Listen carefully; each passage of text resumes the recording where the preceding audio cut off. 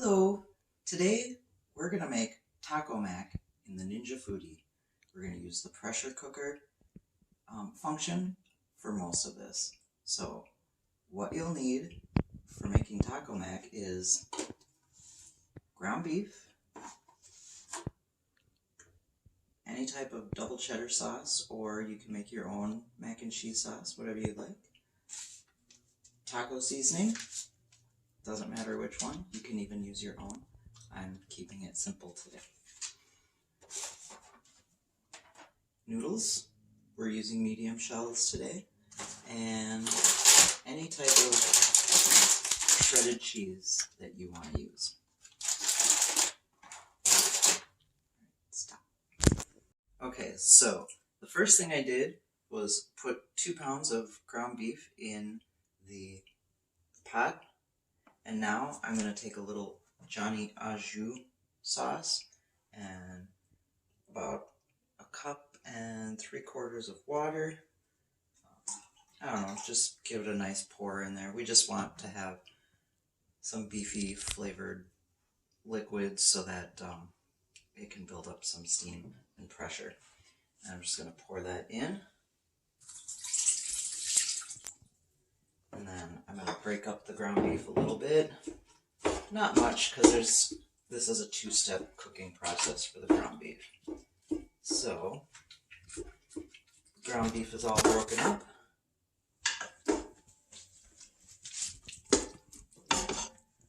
And that's really as good as you need to get it. I'm going to take this, I'm going to put the pressure cooker lid on. And I never get this done right the first time, so we're just going to have fun. We're going to ride the struggle bus with this one. Here we go. I always give it a nice pull to make sure I've got it. And then I'm going to set it to seal. Sometimes this gives me a little bit of an issue, but let's see. Yeah. Alright, so it's on seal. We're going to turn it on. And then we're going to take our function and set it to pressure. We're going to do high, and we're going to do it for 5 minutes. Since this is going to be a 2-step process, we only need to do 5 minutes for the first step. And then we hit start, and we'll be back in 5 minutes. So we're back, and our ground beef has been cooking in pressure cook at high for 5 minutes. We're going to go ahead and release the steam. This part always freaks me out a little bit, but here we go. So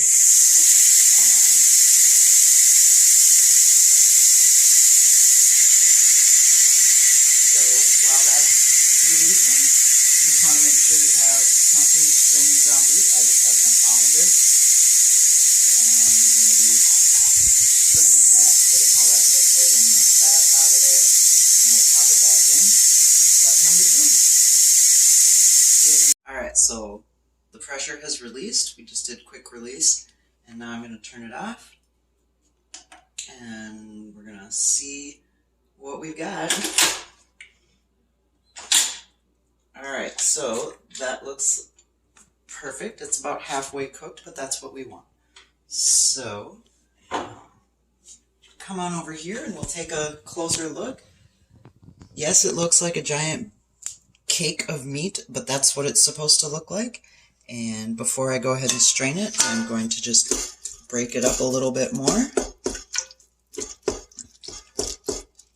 And again, this is like 2 pounds of ground beef. Just about all you'll need for this recipe.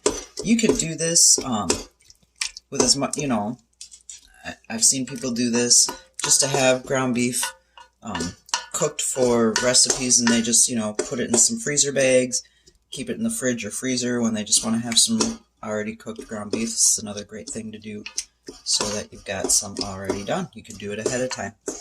But we're going to use this in our recipe today. And make sure you have something hot. I only have one of my pads today, so I just use my sleeve, because why not? Just take it out and strain it. And really, I don't even need my sleeve because I can do it one-handed. I got skills. Alright. So we're going to let that kind of sit and strain. You can take your spoon and kind of give it a good mash while it's in the strainer. Get some of that extra fat out of there. You don't have to. Fat is flavor, right? But who likes greasy taco mac? Not me. Alright. So we'll just let that sit in there for a second. Next step is the noodles. So this is where we just kind of dump everything in and say a little prayer and hope it turns out. Alright, here we go. This is an experiment. I've only ever made taco mac in the oven, and it's really messy. It's a very long process, and I get so many pans dirty. I'm excited to see if it works in here, because I only have one pan for dishes later, which is awesome. So, in go the noodles. Just put enough water in to cover them up. So I'm just going to fill this up all the way. This is a 4-cup Pyrex. And we'll see if I need it all. I don't even know. Isn't that good times watching someone fill a thing with water? Always fun. Alright. And we'll just pour it in until the noodles are covered up. Which they aren't with 4 cups, so we're going to get a little bit more water.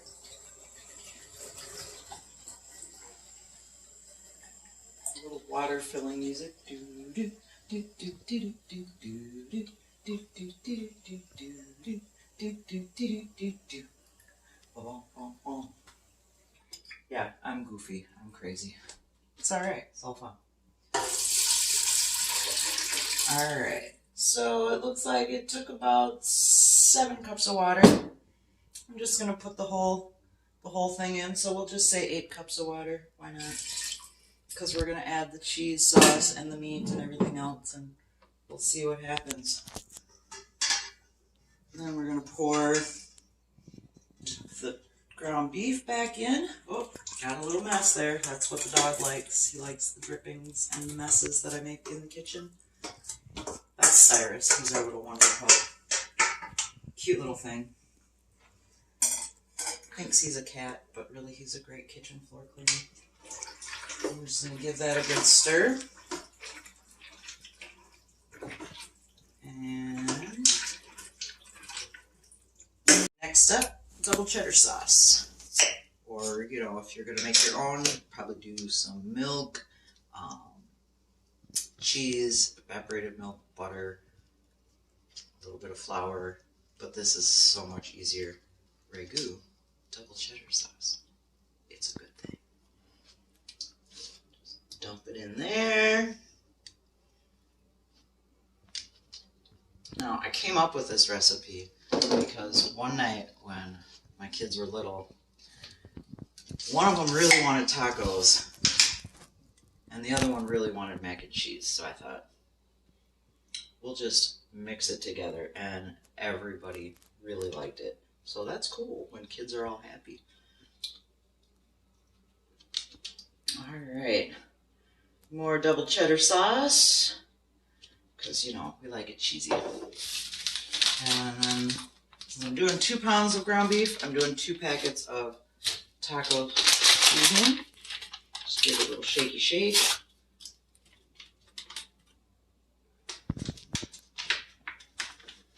And dump that in there. The extra water I put in, actually, now that I think about it, is a good idea. Because you do need to put some water in with taco seasoning. So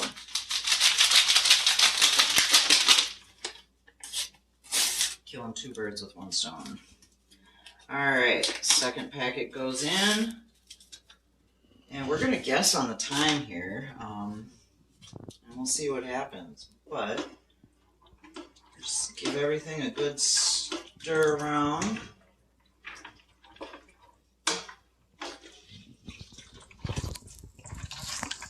Alright, so you can spice it up, make it super spicy. Since I'm feeding children, I'm not going to put any extra spice in here, but if it was just me and my guy, we'd be putting ghost peppers in there. All right, so pressure cooking lid back on.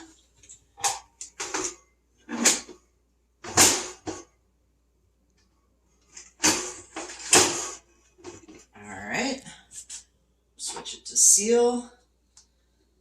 On. We're gonna do high, and I'm gonna go with 20 minutes. I don't know, it just seems like that's what I should do. So that's what we're gonna do, and at 20 minutes we'll check it and see what happens. Whoops, gotta go this way.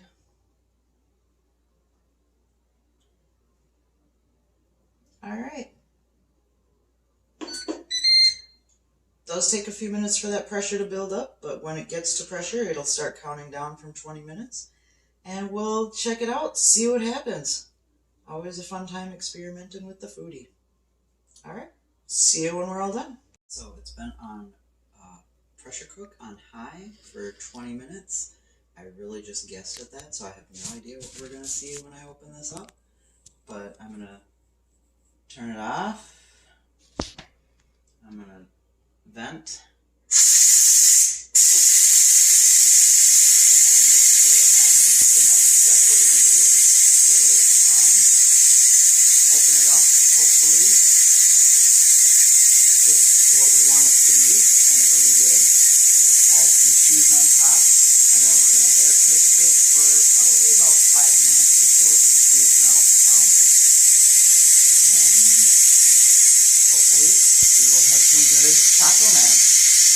If not, I'm not posting this video, so we'll see.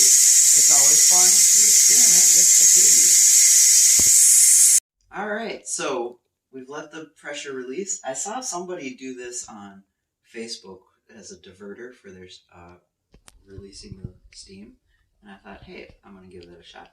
Kind of cool, because I don't want it going up onto my wood cupboards, and I don't really have any other space to put it, so a great cheap trick for your diverter. Thank you to the gal in the Facebook group. Can't remember her name, but I'm giving her full props. Whoever you are, you know. So, the pressure has released. Now is the moment of truth. Did this work? I don't know. We'll find out. I always open the lid away from you because there is going to be some extra steam in there and you don't need a facial. So there's a little bit more liquid than I would have liked, but that's okay because we're going to add some cheese to this and we got to give it a good stir. So I do have a fix and a trick for this as well, but the pasta is cooked really well and you guys get to learn one of my little tricks. Wasn't sure I would need it, but come and take a look at what we've got so far. So it's a little bit too much liquid. Maybe go with sorry, that's Cyrus the Wonder Pooch. He thinks he's a guard dog. Somebody must have bumped something. Anyway, if you've got too much liquid, here's a little trick for you. We're going to walk over to the cupboard because I always have this in the cupboard. I've been doing this with stuff I've cooked in my slow cooker when there's too much liquid or I just want to thicken up the gravy. Look at my pantry. Isn't it beautiful? It's all organized. Alright. We're going to grab some instant mashed potatoes. I know. Really? Yeah. We're going to throw some mashed potato flakes in there. And all that's going to do is thicken it up a little bit and absorb that extra liquid. You're not going to get mashed potato taco mac. Although, that does sound pretty good. I'm just kidding. So, just a little bit. I don't know. I never measure. I just put some in. It just absorbs the liquid. Thickens it up. I don't even think that was like a full cup or anything like that, but it's a nice little trick. It just kind of thickens it up without changing the flavor or the texture. And you just kind of add some till it gets to the thickness you want it to. Fancy trick. Really, I'm just cheap and I don't like wasting food, so I do whatever I can to save it if it isn't exactly how I want it. And this one was a keeper trick. So you can see it's thickening up a little bit.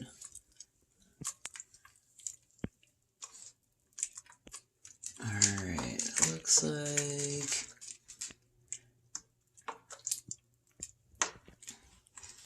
we'll do it just a little bit more, and then we'll put that cheese in there and that'll thicken it up a little bit too, but I don't know.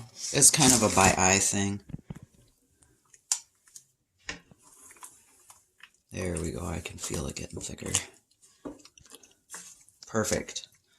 So, I'd say that was, I don't even know, probably a cup and a half, maybe 2. Just depends on how much thicker you want it and how much extra liquid you have to get it going there. So, there you go. Next time I know, use less liquid. And I probably could have done about 15 minutes instead of 20. But the final step, we're going to throw some cheese in here. I mean, it's cooking. It's not like rocket science. Who cares? If it tastes good and you like it and your family likes it, that's the important thing. So, we like it cheesy. So put a big dump of cheese in there. And then we're going to stir that in, and that'll thicken it up a little bit too. Just give it a good whizzy stir. Yeah, I have words that I make up for stuff I do.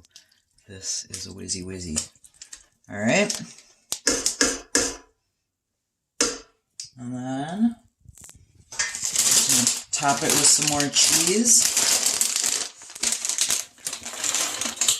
Give it a nice sprinkle on top. Lots of cheese is good. Alright. I use the gourmet Walmart Great Value Fiesta Blend cheese. Gotta have the gourmet Walmart Great Value. Because, like I said, I'm cheap. So, now we're just going to put it on air crisp. Turn this puppy on. By the way, I've named this the Behemoth because these things are huge. And air crisp. 390 is fine. And we'll just do 5 minutes. We just want that cheese to get brown and bubbly. Delicious. Alright. We'll see you back in 5 minutes and then we can eat. We've had it in the air crisp for 5 minutes at 390, and here it is, perfectly brown and golden and delicious, and we are ready to eat. So, there you go, Taco Mac in the foodie.